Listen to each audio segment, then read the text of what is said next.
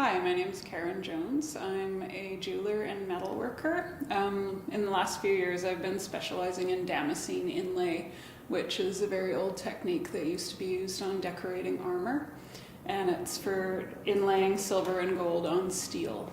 So what I do is I start with a clean piece of steel, and then I've rolled some 24 karat gold into this foil using my jeweler's rolling mill. And then I cut shapes out of the foil. So here you can see I've cut a letter F. I love these sort of Gothic lettering. And I'm going to inlay it on this clean piece of steel. So I have carved a texture on the steel, which is sort of a crosshatch texture that carves very, very fine grooves into the steel. And so when I lay the gold on top of it and hammer it, the hammering process presses it into those fine grooves, and the metal kind of all folds in on each other, and that's what holds the inlay. I take the foil piece and I place it directly on top of the textured area of the steel, which I've of course carved to fit the shape of the gold. Okay, so once that's placed, I take a brass punch and press it firmly onto the foil and start to hammer it. See how it presses it down in that spot?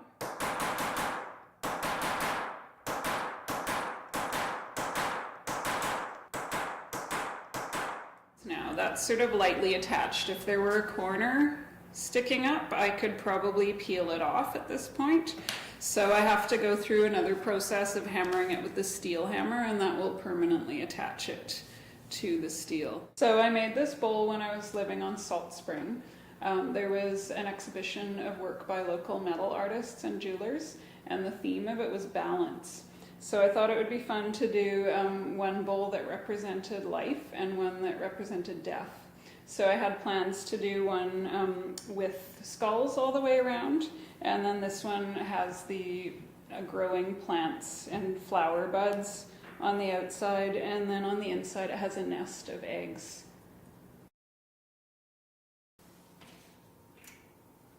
So aside from arts and crafts patterns, I've always been really fascinated by patterns from the Middle East. So a lot of Islamic art. Some of these are taken from tiles or wood screens. And I just like the really intricate interlace of these patterns.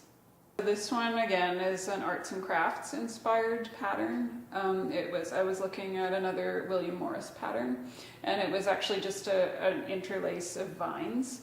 And because I was working on themes of food and farming, I decided to add these little gold blueberries into it.